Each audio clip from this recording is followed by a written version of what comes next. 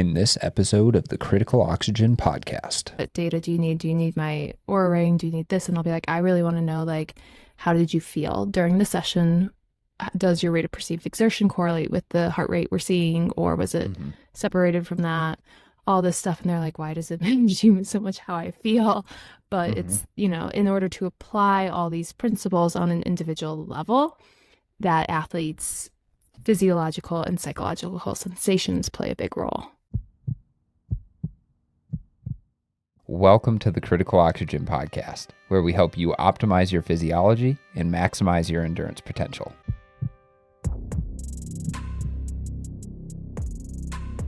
I'm your host, Phil Batterson. I have a PhD in molecular exercise physiology, and I'm the founder of Critical Oxygen, where my mission is to build better endurance athletes through remote education and in-person physiological testing. Today, I'm joined by Laura Norris, where we talk about translating science to coaching and some of the common pitfalls that we have found from athletes and individuals who take research as gospel or even take research out of context. Laura Norris strives to bring evidence-based training to recreational runners. She has a Master of Science in Applied Exercise Physiology with a concentration in sport nutrition. She is a certified personal trainer through the National Strength and Conditioning Association, a certified sports nutritionist through the International Society of Sport Nutrition, and a certified running coach through RRCA and VDOT. In her 7+ years of coaching, she's coached over 450 runners, from first-time racers to Boston qualifiers and podium finishers. She is a co-host of the Tread Lightly podcast and creates content for recreational runners on both her website and Instagram, Laura Norris Running. She lives in Colorado with her husband, daughter, and 2 dogs. Laura is someone that I've followed pretty closely, and her information definitely gives me ideas for social media, as well as the studies that she shares. This was an awesome conversation that really dove into some key aspects of how to look at research and how to approach implementing it into a coaching or training regimen. We talked about topics from tapering to cold contrast therapy for recovery, and how it might be blunting adaptations and how it might not. We also touched on our coaching philosophies and how those have morphed over time. So without further ado, please enjoy this conversation I had with Laura Norris. Laura Norris, welcome to the show. Thank you for having me, Phil. It's a pleasure to be here. Yeah, I was really excited. And, we were just talking offline about how Instagram is actually kind of fun at building a community with us exercise science researchers and enthusiasts, as it were. For me personally, I use social media only to follow the people who are giving me good information and actionable advice, and you are one of those people. And so there was something that you posted the other day that was about like the heart rate equations or something like that, and I was like, oh, it'd be really sweet if I got Laura on the podcast. And the worst case scenario is you just reach out to you just cold DM somebody. So, this is like how podcasters slide into other podcasters' DMs, and you just ask them and you say, hey, would you be willing to come on my podcast? I'd love to talk to you about this stuff. And worst case scenario, they say no. But most of the time they say yes. And then you get to have a really fun conversation that is an hour to an hour and a half long, and you get to learn a lot, and then you get to share that learning with other people. So here we are. Yeah. I mean, I'm excited. And like you said, I feel like there's always things to be learned on both sides from these conversations. Mm-hmm. Yeah, that's something that I've really been trying to focus on with my podcast is how do I tie the research into the coaching aspect of things? Because the more I learn about both sides, the larger the rift or the larger the gap in knowledge actually seems to be. And I want to try to bridge that gap so that coaches can take the research, and even vice versa, researchers can take ideas from coaches and potentially then test hypotheses, and then it becomes more of a cyclical thing rather than two separate entities operating independently, when the goal should be, at least from my perspective, let's improve individuals' lives, let's improve individuals' performances, and how do we take both of those ideologies and kind of merge them a little bit better? Yes, and that's what I strive to do also, is essentially applying the science to individual coaching practice. And there is always a difficulty in that, because I feel like a lot of the science might use elite athletes or very limited sample sizes. And at least in my scope of coaching, I work with recreational athletes who have a wide range of abilities and time to commit to training. And so it's this constant thinking of how can we interpret this literature and apply it to an athlete who might not have been the original sample size of this study. Oh yeah, absolutely agree. And then, it's like then you start to even dig in further, and it's like differences between males and females. And historically, males have been more researched, and it's college age males. Like, let's be honest, like it's college age males because, for the most part, when you're doing research in exercise physiology, you just get a group of your buddies. You say, hey guys, I'll buy you some pizza, I'll buy you some beer. If you come and be part of this research study, I'll even be a participant in your research study.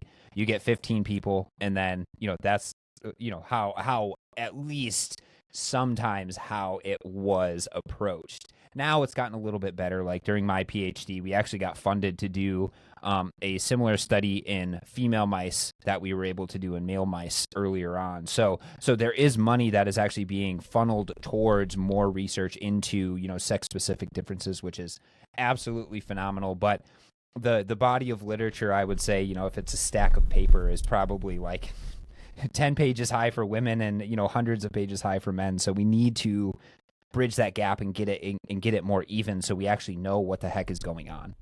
Oh yeah, absolutely. Because I know like women aren't this entirely different species, but there are physiological differences. And I think when we see some like all the growing fields on like durability research and, fatigue resistance, as we might call it in more layman speak, we see a gender gap there, but we don't really know how much because we haven't delved super deep into the literature. Yeah, and we don't really know why, and that's what the physiology is trying to explain, right? And this is a perfect example of this is like in almost every exercise physiology class that you would go to on a college campus, you would be taught that cardiac output, or not cardiac output, stroke volume plateaus around 40 to 60% of max heart rate. But I recently pulled up some literature and have had to keep pulling it up because people keep asking me. They're on female athletes versus male athletes and sedentary individuals as well. And it seems like sedentary and trained males have that plateau around 40 to 60%. Elite level males don't. Trained and elite level female athletes do not have any plateau in stroke volume as heart rate continues to go up. So, and I'm pretty sure I read something that said that even in, like it might not be sedentary individuals, but like very low trained females, that plateau still doesn't really actually occur. So fascinating, right? Common misconception or misnomer that has been perpetuated for a really long time, because at the time that came out, it was primarily research in sedentary males. And then that was extended to everybody else. Which is wild to me because I know in other science fields, like we don't make those extrapolations. Things are more precisely tested. And, obviously there's funding, like you mentioned, and all these other limitations of getting volunteer sample sizes. But I think it does affect how we apply these principles. Yes, and that is my point. I'm not making these points to bash on, exercise physiologists or anything like that. I'm making the point to say we need to be careful with how we apply it. And, from a coaching perspective, it is important, especially when you're reading research, to understand who this actually applies to, which is the population, and then how we could potentially take that and apply it to the population that we're actually trying to coach, right? Correct. Yeah. So before we actually dive into a few more of these kind of misnomers and things that have been taken a little out of context, I just want to get a little bit of a background on who is Laura Norris. What you study? You have a master's degree. You obviously have a little bit of an athletic background, or else I assume you would not be into running and other things like that. So if you wouldn't mind just giving your kind of athletic and professional background, that would be perfect. Yeah. So in terms of my professional background, I actually studied English in undergraduate, which I think kind of pointed me in the direction of eventually doing more, for lack of a better term, science writing now on my website. And concurrently to that, kind of professionally, I worked as a college athletic center fitness instructor during my undergraduate years. So I started working in fitness in 2009. Graduated and considered briefly going on to professorships, but the economy was not great, and I was a little disillusioned with humanities as a prospect for careers. So then I decided to pursue fitness coaching, and I'd been running for several years at that point, never competitively, always recreationally. So I became a certified running coach in 2015. I started working with runners in 2016. That was around the time I really started to shape my website to initially just provide information. And it was an era of blogging, so it was kind of more bloggy back then also. Over the years, then I advanced my website to be more in like almost a science writing direction of breaking down research, breaking down common practices for recreational runners to apply. And I completed my master's of science and exercise science in just the end of 2022. Did that part-time while working with a toddler daughter. Busy. It was busy. It was a busy time.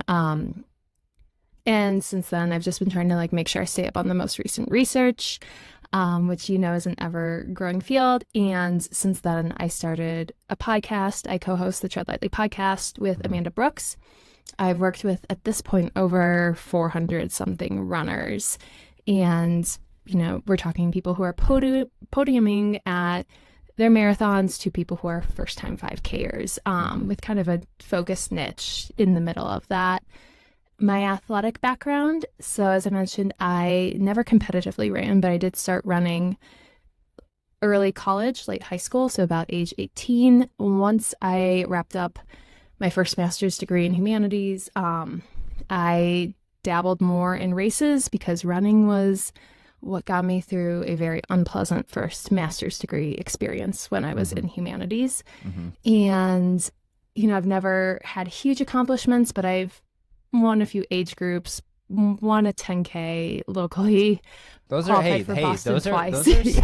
those are still good accomplishments. Like I don't want you to downplay that too much because it's hard to win age groups. It's hard to qualify for Boston. There's people who train for forever and never qualify for Boston, right? So I want it. That's encouraging. That's great. I mean, I don't want to be misrepresentative. Like presently, I'm not at that fitness level. Like I haven't BQ'd since 2017. Having a kid kind of takes time to build back from that, and I live in Boulder now, as I used to live in Seattle, and the age group competition in Boulder is much more challenging than it was in Seattle. Absolutely. Yeah, I used to, like, I did an Ironman in 2012. I was like an age group winner for like the half marathon for like Georgia Public's half marathon or something like that. But I am very, very far away from that fitness level right now. I've been dealing with like a back injury. Like I love exercise and all of that sort of stuff, but one of the things that I've really been battling with lately is just like what happens when that gets kind of taken away from you, because I can't do heavy lifting, which is like I absolutely love. Put on some loud music, lift some heavy stuff, kind of get some aggression out. That's super fun. And then it was like, well, now your back's kind of hurt, so you can't lift very much. And then it was like, okay, well, I'll challenge that into like maybe some, high intensity exercise and other things. But now I can't do that because anytime I even think about going a little too hard, my back's like, I don't like you that much. So it's really humbling, and it's just like it's with anything, right? If you're willing to grow and try to morph and get better, then I think it keeps you encouraged. But don't get me wrong, it's super discouraging, especially I was like at the beginning of it where I was just like, I'm only 30 and now I'm falling apart and I can't do anything. And, it's just like, but the bottom line is that, it's like there's still ways that I can grow and get better, and I can still help people, right? I can still podcast. I still got all that going for me, which is great. So, yeah. Well, I'm sorry to hear about the back, but yeah, it does sometimes, it feels like you're like racing a ghost of your former self. But like in my brain, I've just very much put it in like, this was your like pre-baby era, and then there's the post-baby era, and like my business is exponentially growing during that time. I do a lot more professionally. My husband's capacity is growing. Like he has his engineering PE now, and he does a lot of really big work. And so it's just like, it's different phases of life that training embodies. Yeah, no, I know. And that's going back to, you're like, well, running helped me get through my master's degree, and the ideas of training and then training for, I actually did, kind of recently a 50K. And that actually helped me get across the finish line for my PhD as well. And it's like all of this sort of stuff, like all the things you learn from training can almost be directly applied to life, right? You're like, okay, well, I know that through hard work and the journey, I can succeed at finishing the race. But I know that that also leads to being able to finish really hard things like a PhD or that big project that you have or that big job that you want to do, you know. So I always encourage people. I was like, okay, well, maybe you aren't training at this to the same extent that you were, but what could you have learned from that training and how can you apply it to what you're doing now and what goals you want to accomplish? Absolutely. Yeah. Like to share more experience, like my last marathon I did, which was a 3:45. So like not as fast as I used to be, but not bad. I did it while wrapping up my master's degree and like my second master's degree, the exercise physiology one. And like my daughter was like 2 and 2-year-olds are a wild ride, but it was so worth it because just of the journey of doing a marathon and reminding yourself you can do hard things while you're doing hard things in other areas. Yep. Yeah, exactly. And so how has your training shifted, I guess, in terms of from when you first started during your, say, your humanities master's degree to while you were learning during your exercise physiology degree? Like, did you have any like big shifts in the way that you actually applied, say, like the research or your training or anything like that? Yeah, that's a really good question. So like obviously like a lot of people, and this is also the era I was in, like when I did my first master's and I wasn't immersed in the science, I was in humanities and I was just running for running. Everything was kind of like the same pace. Like I would do some hard workouts, but I wasn't really being deliberate in the intensity distribution or anything. And I was just kind of, you know, it'd be like, what am I going to do today? Well, I have to study, so I'm going to run like 10 miles on the treadmill and flip through my note cards or something like that. And then after I finished that and I began getting certified as a coach, dabbling in running a little bit more, I began to research more. But probably the mistake I made as an early coach was like still too much intensity. Like I slowed down easy runs. But I mean, this is when like Hansen's was in vogue and we weren't seeing principles like pyramidal training or polarized training popularized as much. So probably too much was too hard for myself, maybe for some of my athletes, but I was also in my 20s, so you can get away with it. Yep, absolutely. But then in my 30s, going through my second master's and stuff, I feel like I became so much more intentional of like, what is the appropriate intensity distribution for a time limited athlete? And, you know, that can take a little bit of manipulation, but once you figure it out, it can be really beneficial. And I think, at least for myself during that time, I shifted more to conceptualizing my workouts by time at intensity rather than by distance at a pace. And I still do that with some of my athletes now. I'm kind of like branching back out of that now because I have more time to train and my kid is in school. But yeah, it was a very interesting shift in thinking about, I guess, the metrics and parameters around structuring training. Yeah, that's super interesting. And I have typically, because I've coached like high school teams, junior college teams, individual high school athletes, like, you know, and a few other individual athletes. And I definitely go back and forth between like, okay, well, should this athlete be training by time or should this athlete be training by distance, or is it a combination of both? And, you know, does it matter? And, you know, sort of deal. And I think it is. It's context specific, right? You say, okay, well, if I have groups of athletes, like teams that I'm coaching every single day, then, I mean, you could go by time, but it's almost easier to say, okay, well, this group is going to run 5 miles. This group is going to run, you know, 3 miles, you know, so on and so forth. But it comes back to individualization. And then there's other athletes who I'm just like, nope, like every time we run by distance, you run way too hard. So we are going to run by time and you are going to watch your heart rate the entire time. Yes. You know, like, because they need to be pulled back. So I never subscribe to like, you know, just one, you know, training modality. And people who listen to this podcast probably gather that, you know, I don't think that one thing is the exact correct way. but everything is just another tool in your toolbox, right? To try to figure out what the best way to get that athlete to the best performance in a healthy manner on race day, right?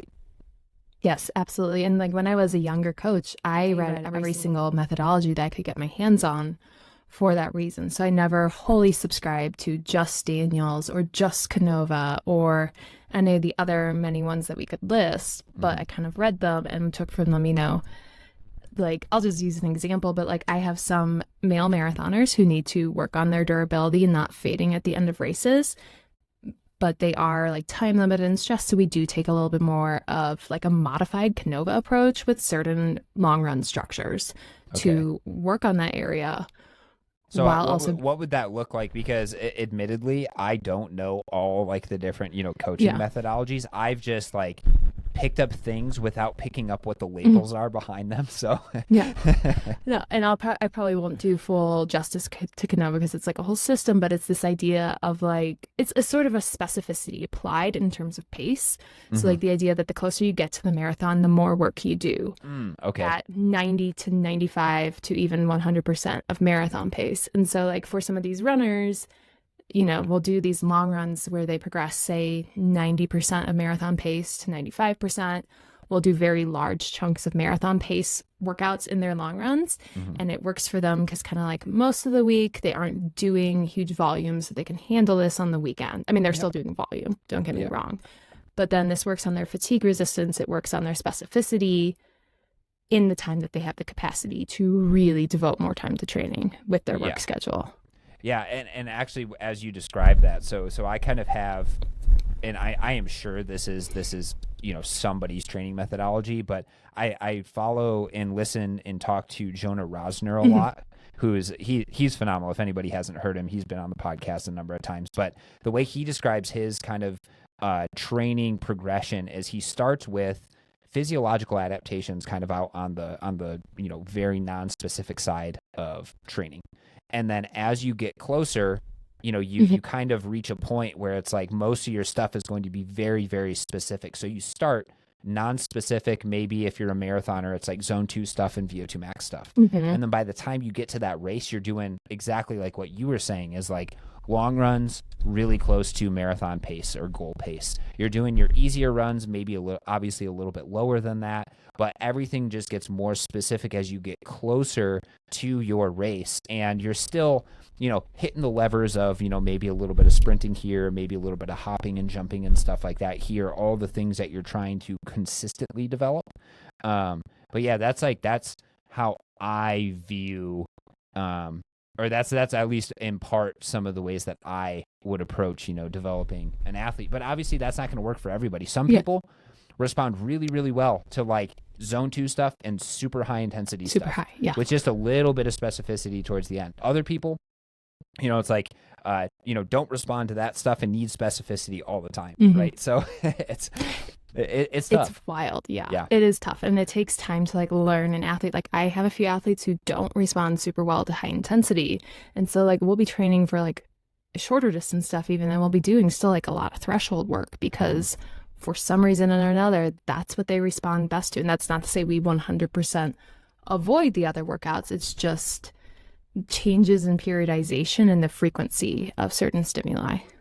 Yeah, absolutely. So no, that's awesome. And I guess like our first, because our goal, or at least like going into this, my goal was to just ask you about common misconceptions that people have based on research that's been published.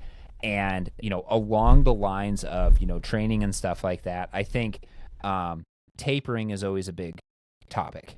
And so shifting from like actual training to tapering, there was a paper you mentioned that people have kind of taken and then, ran with it, literally and probably figuratively.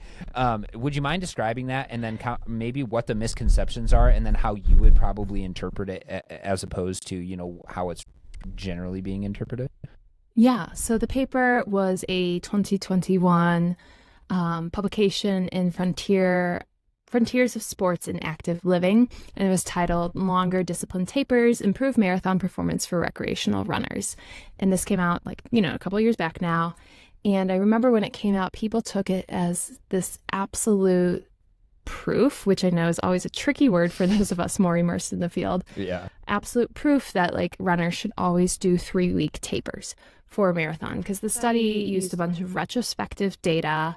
It ran it through various statistical tests. It did have like pretty solid p-values, but like they reached the conclusion that recreational runners should do a disciplined 3-week taper versus like a 2-week taper or a less disciplined taper. And so people ran with it. We're like, this is how you have to taper, was the messaging I saw. Yeah. So my follow-up question to that is like, what is a disciplined taper then? Yeah, and I'm trying to see really quick scanning this. I think the disciplined taper was if the runners followed a plan for their taper, like a progressive, deliberate decrease over time versus just kind of randomly choosing to run less. I think the discipline taper one also did have some key elements that we do see supported by the larger body of research, where it's like, don't change your frequency, keep an intensity.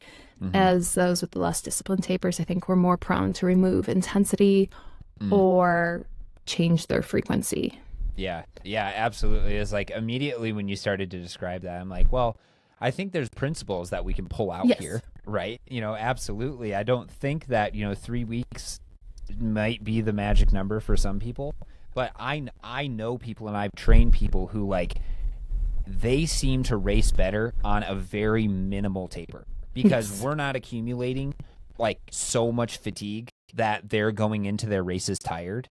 So it's like, okay, well, if we're already not accumulating that much fatigue and then we're reducing volume accordingly, then they're just going to show up at the race almost in a detrained state rather than like a tapered state, right?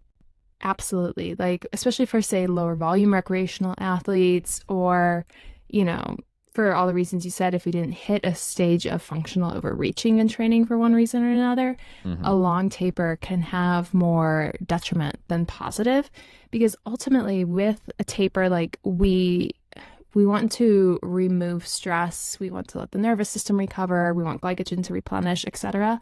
But we don't want to lose markers of fitness, including even ones like VO2 max, blood volume, running economy and stuff. And too long can do that for some athletes. But then I think with like this one study also, the problem wasn't so much what it said, because I've seen some people work well with 3-week tapers. I've seen some people need 10-day tapers. It was how people ran with it without looking at the larger body of research.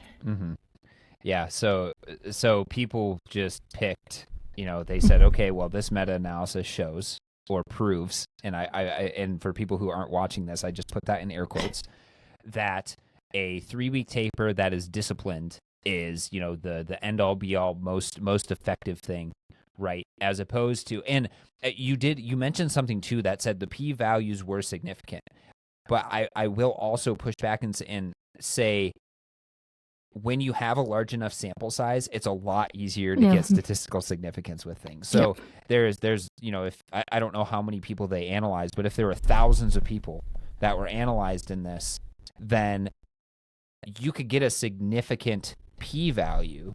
I think did you find it? Yeah, it was 158,000. 158,000. So because they pulled from like Strava. Yeah. Okay. So that's a lot of people.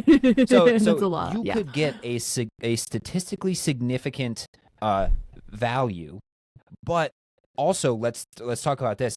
The percentage or the amount of improvement in marathon time could be very negligible. It could be like a minute or two, which I don't know what the actual like change was.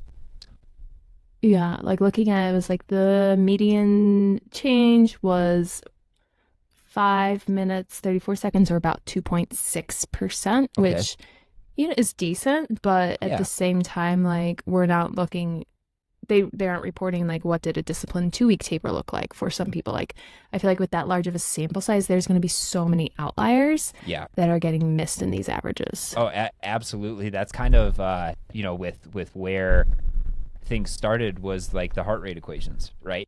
Those heart rate, the paper that you were just talking about, it's like took a bunch of heart rate equations, measured people's max heart rate, actually measured people's max heart rate, and then compared them to the heart rate equations. But those heart rate equations, if you actually look at like the graphs and the trend lines, it's like, it's not just a super tight line, right?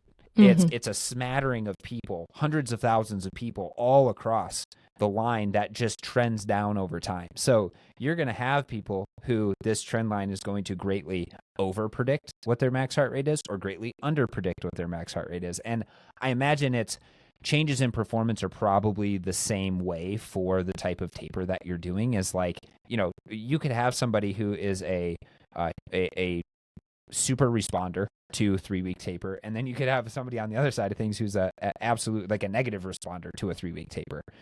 So we need more of that nuance, right? Of, okay, maybe that 3-week taper is a good starting point because, this individual's never tapered before. Maybe like we'll give it a shot. We'll see how they respond to it. Oh, are they, how do they feel when they get to race day and stuff like that? Well, they felt a little flat because maybe it was extended too much.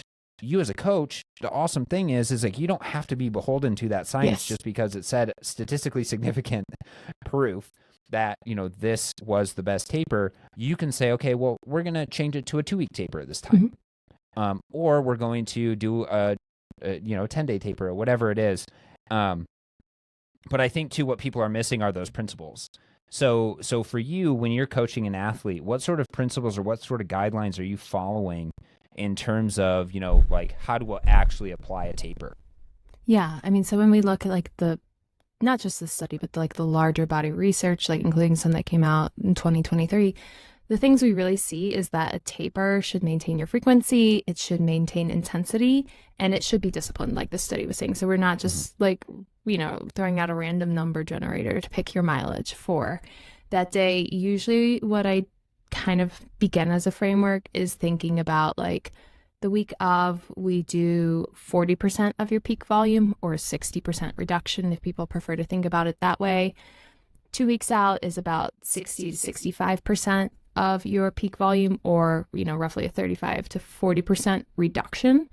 And if someone, like some people do like 3-week tapers psychologically, and if I do that, I kind of like initially sneaky experiment with them, like it'll be like a 15% reduction that week, but we still have intensity. And I think it's that like progressive, deliberate reduction that really matters without ever letting the athlete detrain. And I've had some athletes who've been like, well, I don't want to do any like long runs 3 weeks out from my half marathon. And you're kind of just like, I'm sorry, but you'll feel bad if you do. And then I keep the workouts, the intensity very specific to the imposed demands of the race. So for a marathon, we're doing mostly marathon pace. If the athlete responds well to stuff a little faster, we might do like some controlled threshold work. It really depends on how many workouts per week they're doing. On the flip opposite, for 5K, which usually has shorter taper anyway, like 7 to 10 days, we're doing high intensity intervals at like 95% to 100% of 5K pace. But then I'm kind of like checking the athlete of how they feel. And so like some athletes, I keep in things like strides, because if you remove those, they feel really weird. Their muscle tension feels off. And so it feels like it's this like calibration process throughout. Yeah, I like that. And I think again, it's like, it's the principles of taper. And, you said it was like 15% reduction if they're 3 weeks out, 35% reduction, and then maybe like up to a 60% reduction the week of. But you're keeping the relative intensity fairly high, because, and what should be happening there, right, is if you're reducing the volume, especially in running, you're taking away a lot of that pounding. You're maintaining what the normal high intensity pounding and stuff should be. So people should actually start to feel a little bit better throughout that, because you might have accumulated a little bit of fatigue from building up your volume, and now you're taking that away. So now you're kind of like honing or sharpening the sword, right? Yes. That's the idea of it. And I will say though, but it's like, so is there, if someone's training for a half marathon, they just want to get through it, do you find that there is use in tapering for them, especially if they're like a couch to half marathon person? Would you still do a taper? So I still do taper, but maybe not as drastic in the total volume reductions, assuming that they're probably not doing very high volume. So, I mean, like if we're looking at some of these people who do half marathons and their weekday runs are only like 5 miles each, let's say, I'm not going to pull them to like, 3 mile weekday runs 2 weeks out, or however that math is. My mental math is so bad. So our percentages might look a little different. But we still are kind of like gradually working down, because I do think that there is this central nervous system, emotional processing component in a taper for a lot of athletes that, to this athlete, what we were doing was stressful, for lack of a better term. And so we want to remove that stress. We want them to be in an improved emotional state before the race. Yep.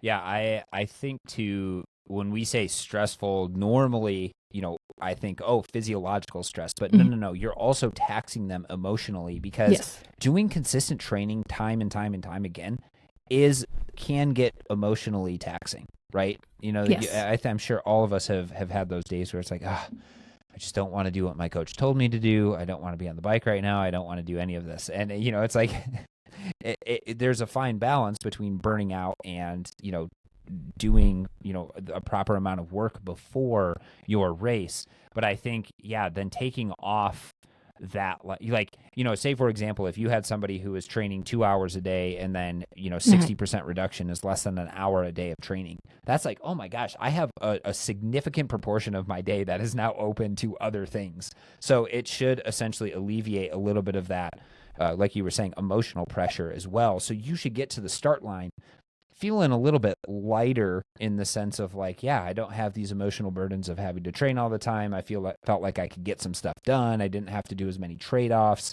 and those sort of things as well. So I think like, we also have to remember that a taper may not be just physiologically. It might also affect us psychologically as well. Absolutely. And that's something that I think I have had a tendency in the past to just kind of ignore, because I view everything from a physiological lens. I'm like, oh, well, if you're not overstressing the muscular system, then why do you need to back off a little bit? Where it's like, well, maybe we need to think about people's headspace a little bit too, because that's going to help them or hurt them, come race day for sure.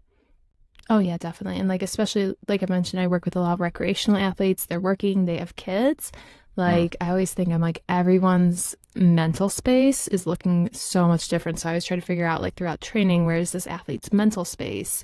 Because then on the flip side, there are some people who do better with like a 2-week taper because they love their routine so much. Like, I have some people I coach who are moms, and they're like, this is my time to meet up with my friends and run with my friends. So I don't want to cut it back too much until I absolutely have to. Yeah. Yeah, I think too, there's ways of keeping that routine as well, right? You can say, okay, well, just get out of the house for the 2 hours that you normally would, but you're only running for an hour of that. The rest of the time, it's you time, right? It's like listen to an audiobook, go for a walk, do something along those lines, right? Yes. Okay, so here's a question. So I just posted something, and I can't remember. This might have been another me. Taken a study that you posted, but there was a study that looked at carbohydrate loading, and it was like high intensity exercise with carbohydrate loading in the evening or rest, and then a time trial at maximal lactate steady state. So essentially second threshold, with or without carbohydrate loading. And basically what they found was that if you rested the night before, carbohydrate loading, or the rest was more important than the carbohydrate loading. I think what was it? I can't remember now. Because I just put myself on the spot. I think it was the carbohydrate loading did not improve performance more than just purely rest with a normal diet. At second lactate threshold. Yeah, that makes sense. Yeah. So glycogen depletion would be a concern. Yeah. Yes, but the performance was the same, and it's like, because this comes back to carbohydrate loading, right? It's like, oh, well, you need to, and the meme I put was from The Office, where Michael like eats the fettuccine Alfredo right before he goes and runs the 5K, and then he's yakking, like a mile into it. But from my perspective, kind of what it highlighted was that maybe if you are tapering correctly and eating a balanced diet, you don't need to go to the extra lengths to carbohydrate load the day before your race, as long as your taper is okay and as long as your nutrition is on point. How do you feel about that? And what have you seen any studies that might show contrary to that? Because it's just this is just one study, right? And we can't take that as proof. But I did think it was interesting. Yeah, and I think that is really interesting because I will say, like, from the stuff the research I've read, the literature I've read, and from just practice in coaching, like working with hundreds of athletes. So I am a huge fan of carbohydrate loading prior to a marathon. So, we're talking about the runners I'm working with being out there for usually 3 to 5 hours. Yeah. For that one, I do like a carb load, and I feel like there is robust evidence to support that. But for things like you said, like things that are going to be higher intensity but shorter duration, with that one, a half marathoners finishing under 2 hours, even, I kind of agree. Like, I think that there is some mental stress around a carb load. Like, it's a lot of counting, it's a lot of eating. And as long as this athlete is eating an adequate diet, adequate carbohydrate intake, and taking care of their other aspects of sport nutrition, like, it's not worth the stress in the way it is before a marathon. Yeah, and there was the question was a 2x2 matrix, right? It was like, does prior exercise, high intensity exercise, affect time at maximal lactate steady state, and then does carbohydrate affect rest plus but carbohydrate affect time at maximal lactate steady state? And they basically showed that the rest group was able to maintain maximal lactate steady state for around 90 minutes or so, but then the group that did high intensity exercise with no carbohydrate repletion was like 20 minutes. And then the one that was like carbohydrate repletion, but after high intensity exercise, was like 45 minutes. So they were like massive reductions in terms of time at maximal lactate steady state, which makes sense for the high intensity stuff. It's just like common, kind of common knowledge in a sense would say, oh, well, if you're going to be doing maximal lactate steady state, that's going to be burning a lot of carbohydrates. So you're going to want to overload your carbohydrates before going in. And they were taking in, I think it was 7 grams per kilogram it's a pretty of body standard weight. So carb it's huge, loading. 500 plus carbohydrates for somebody who's as big as me, like 75 grams. 75 kilograms. So I was just like, oh my gosh, like that's so much. But also, maybe we have to put it into context. Maybe they weren't in a state that would necessitate supercompensation of glycogen because they weren't training very much before that, I don't think. Yeah, so, I mean, I feel like that could be a thing. And then also, like, I always think about glycogen depletion in terms of time, like not even intensity. I know intensity obviously burns that, like, that's basic bioenergetics 101, but like I often think in terms of time, because the athletes usually have time for glycogen normalization before exercise, if they're taking sport drink during. But I do find the point about the high intensity exercise really fascinating, because like almost when we think about taper, that can circle back to when are we timing the last workout before a race, and how is that playing into the athlete's recovery? How is that playing into their muscle tension? Obviously, we're not going to do it the night before, like in that study, but it's like another factor to think about. Yeah, and then the question is like, well, how far out do you do that? Because if you do it 3-4 days out, then they risk getting to the start line and feeling flat, right? You just can't get the legs moving.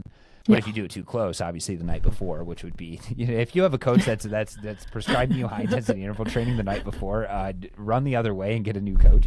But so it's again, it's all about timing, right? And you just need to figure out, what's going to be the adequate timing to get you to the start line feeling good and with the most optimal, glycogen stores. And you're not going to make up a lack of glycogen stores the morning before, but you certainly could, and this is where that common knowledge comes in of like, you certainly could make up for low glycogen stores by carbo loading the night before, right? Yeah. Yes. Yeah. And I also, then it's like athletes' diet, like, we're talking here, assuming that these athletes are eating dietary intake that supports all their training, but you work enough with some athletes and they're like, you find out they're like, oh, I was intermittent fasting, and you're like, excuse me, what? Yeah. I know that is it with all of like the diet fads and stuff that are out there. It gets really complicated now because they're, most of the diet fads talk to wellness side of things, right? Mm-hmm. And kind of ignore the performance side of things. But then people who exercise feel like they need to take the dietary recommendations, even though they're in a totally different, like kind of they're in a different stratosphere here, right? Yeah. Like you need, and this is what I always tell people, is like it always starts with you need to eat enough calories and have enough protein to fuel what you are doing on a daily basis. If you're training for a marathon, you're probably going to be burning a heck of a lot of calories. So you need to fuel your body with that high octane fuel in order to be able to manage the stress of training day in and day out. This is not a time for a diet, right? Yeah. Whereas if you're just trying to be on the wellness side of things, body recomposition, maintaining muscle mass as you get older, other things like that, then yeah, maybe cutting back on calories a little bit to have a little bit body recomp. But for most of us who are chasing performance, it's not the time, to be reducing your calories. Yeah, even during the taper, when you're running less, like your body still needs substrate to support recovery and what's to come. Yeah, but what about like the 5 pounds of water weight that I gained from eating more carbohydrates, immediately during my taper? Oh, yeah. What I always tell athletes is, I'm like, hey, you want to be well hydrated, you want intracellular and all that fluid, but I always go back to that very simple biochem equation that's like it takes, oh my god, now I'm gonna like butcher it, but it takes like 3 grams of water to store 1 gram of carbs. Yes. And I remind my athletes of that. I'm like, this is water weight, and you're gonna be so glad you did it for the performance outcomes. Your marathon outcome is not determined by the weight on the scale, especially when we look at large bodies of research of what really is driving it. And if an athlete's really concerned, I'm like, don't even step near a scale. Yeah. Don't worry about how your clothes fit. This is a performance trade-off. Yeah. And like newsflash, you're not gonna like that 5 pounds that you're gaining because you are more hydrated, which that's what it is. Yeah. It is not you gaining excess body fat. Exactly. You don't gain it that fast. No. It's the same thing. It's the same thing when people are scared that the taper is going to reverse their adaptations. Mm-hmm. It's like if you're training still at a relatively high level, even 40% of what you were doing is still a lot. Like those long-term adaptations of, say, like capillary density, mitochondrial volume, other things like that, I can guarantee you those aren't going away in 3 weeks. And you're keeping intensity high enough that you're going to maintain like the fast adaptations, like mm-hmm. blood volume, plasma volume, those sort of things. You're still going to maintain it by maintaining your intensity. So, like, don't be scared. Like, and if those are things that are concerning to you, A, don't step on a scale. B, you got to trust in the process at some point. Give it one shot. This isn't going to be your only race that you mm-hmm. do. And maybe change the metrics that you're measuring your success by. It's performance at this point. It's not like, oh, well, this one study showed that, with 21 days of bed rest, people's muscle mass, they lost like 21% muscle mass or something. It's like, yeah, you're not doing bed rest. Like yeah. there's a big difference. For real though, taper is not bed rest, and if you are bed resting in your taper, maybe it's not prudent to race based on the reasons you could be bed resting. Yeah. But yeah, I often hear those concerns with athletes, and what I tell them even when we do something like experimenting with a 2-week taper, if they've always done 3, is similar conversation. This is one race. It's not the end all be all. And if it doesn't work this time, we'll adjust. But ultimately to like implement changes to your training, which is often the reason you hire a coach, you have to be open to some experimentation to see if the changes work or not. Yeah. You have to be open to being coached if you're going to hire a coach. That's exactly that's a big thing. So one thing I do want to say. So there's another sort of common knowledge thing is that it's 3 grams of water per 1 gram of carbohydrate. I was listening to a podcast by Mike T. Nelson where he got a bunch of body composition experts in, mm-hmm. and I can't remember the exact study, but they said that the amount of water that is actually stored per carbohydrate can range from like 4 to 10 molecules. So it's not just 4. And I really hope I'm not butchering that, but it was something that like kind of blew my mind, because I was like, wait a minute, like that is common knowledge where it's like 3 grams of water per 1 gram of carbohydrate, but it's actually a range depending on what else you eat with it. So how electrolyte rich is your food, like other things like that, apparently.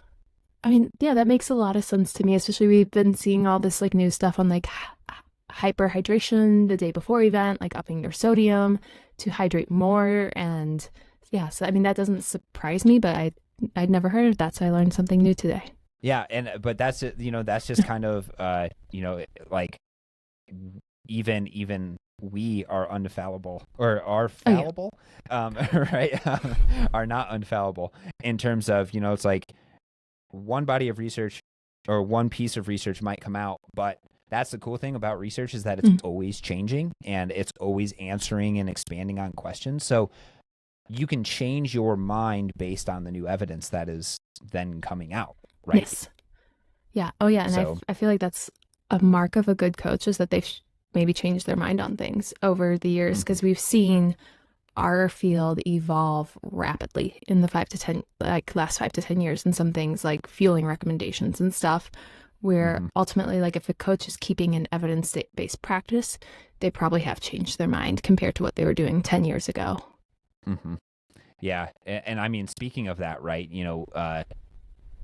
temperature has been a hot topic, pun intended.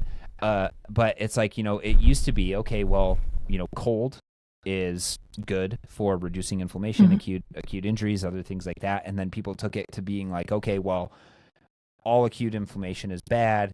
I need to recover as much as possible. So people started implementing things like cold or hot for recovery. And recently there was like a meta-analysis that came out that looked at cold immersion immediately following hypertrophy training, so strength training that is geared towards building muscle. And what they found was that cold recovery immediately following this hypertrophy training actually blunted muscle protein synthesis, so your ability to actually make more proteins. So when that first came out, I think on my Instagram there were a number of people who were posting about it. They're like, oh, do we need to be careful about this, in terms of not using cold therapy anymore? And so A, have you seen that paper? And then B, what are your takeaways from that? And I can kind of let you know what mine are after I hear yours. Yeah, I think I'm looking at the right paper here. I'm looking at some papers on heat and cold. And so like, I feel like this is like gonna be such like a loosey-goosey take, but I feel like based on everything I've read, like all the papers I've read on cold water immersion, which has been quite a few because I get this question often, I very much land into the camp of like, maybe don't do it all the time. But if you like it and it makes you feel good after, say, your Saturday long run, when you're still going to turn around and do a decent amount of miles on Sunday, sure, go for it. As long as we see that you're adapting to training. If we see that you're not adapting to training and everything else is in good order, maybe we'll address that. But like, I very much land in that there's probably individual variance in response. And so if it makes you feel good, sure, go for it. If it doesn't make you feel good, don't feel like you have to do it. Yes, I think that's where I land right now too, because I said, like, because this meta-analysis was hypertrophy and muscle protein synthesis. So it wasn't exactly saying that your strength, and maybe there were strength gains that were blunted a little bit, but this is on the hypertrophy side of things. It's still relatively unknown, at least from the body of literature that's out there, whether or not cold therapy actually blunts your response or your adaptations to endurance training. Because they are slightly different, but you do want muscle protein synthesis spikes after running, because that's where you're going to get more mitochondrial proteins, more mitochondrial enzymes, because those are all proteins. Muscle protein synthesis is going to play into that. And I would say too, like, so for individuals who are interested in using cold therapy, generally I recommend saying like, okay, well, do your workout and then wait a few hours, because within those few hours, you're going to get the biggest stress signal and biggest signal for adaptation. However, when you start to get individuals who are like really high level individuals who are like exercising twice a day, other things like that, trying to mitigate risk of overdoing it, this is where I say, okay, you can do an ice bath immediately following your workout, because you're going to be putting so much stress on your system that the recovery is actually what we're trying to get to faster. I had a friend of mine who reached out to me, and I don't know necessarily what he's training for, but he messaged me. He was like, "Hey, should I do heat or cold? I'm feeling a little bit sore after my workout. Should I do it right after my workout? Like, when's the best time to do it?" And essentially, I was just like, man, like, if you're just sore and you're worried that, you know, that's bad, that's actually probably an indication that that's stress, and you're not injured. If you're sore but not injured, that's probably an indication that there's some signal for adaptation going on. So you don't necessarily need to blunt it, because you can just take an easy day the next day. Yeah.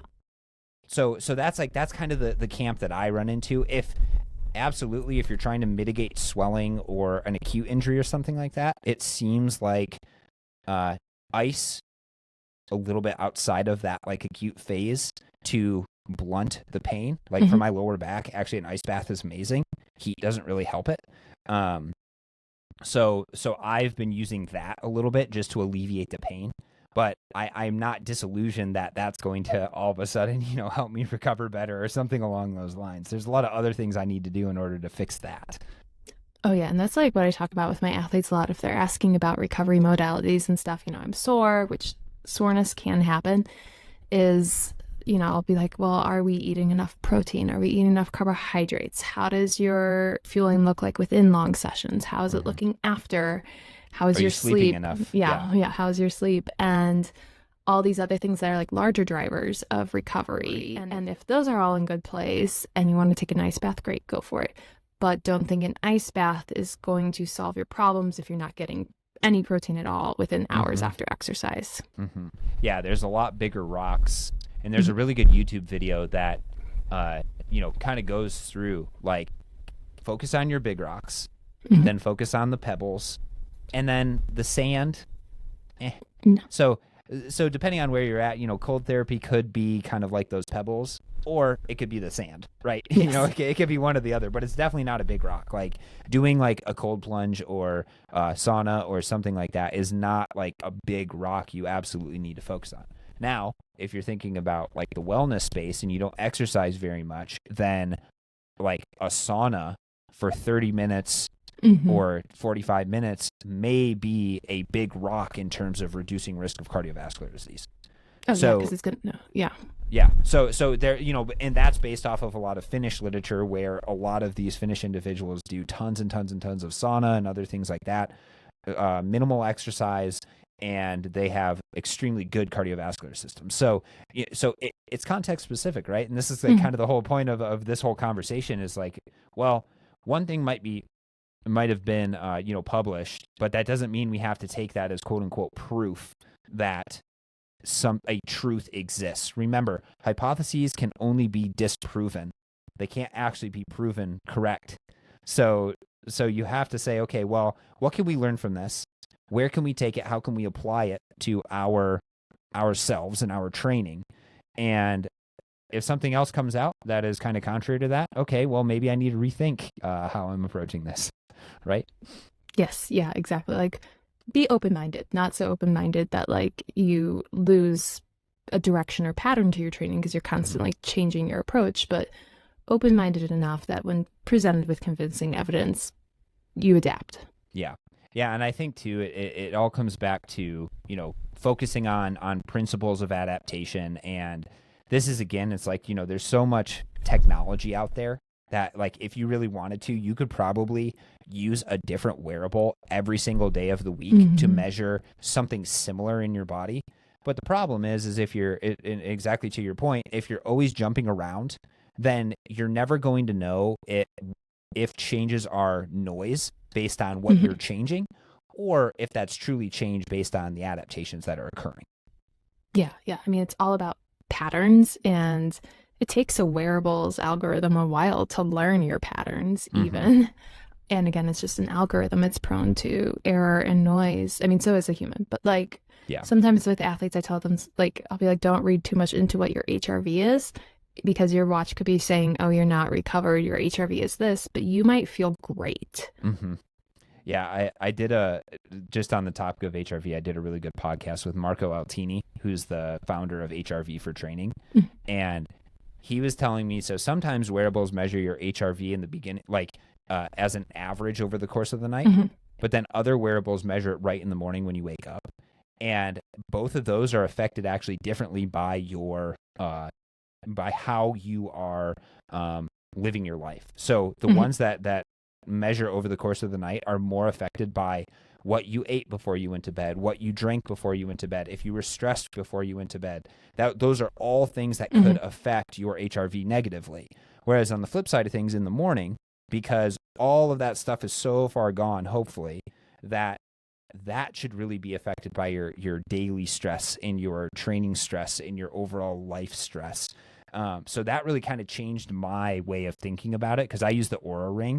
They're not a sponsor of the show or anything like that, but like that was something that when I first started using the Oura Ring, I was always like, oh my gosh, like every time I eat at 5 p.m., my HRV bombs, goes super, super low. So, and then the recommendation is like, whoa, you need to train less today. But when I started to measure it in the morning, most of the time my HRV doesn't really even change very much. So it's like, so those are going to give you two conflicting things, and you just have to know and appreciate what they're measuring and what they're actually telling you.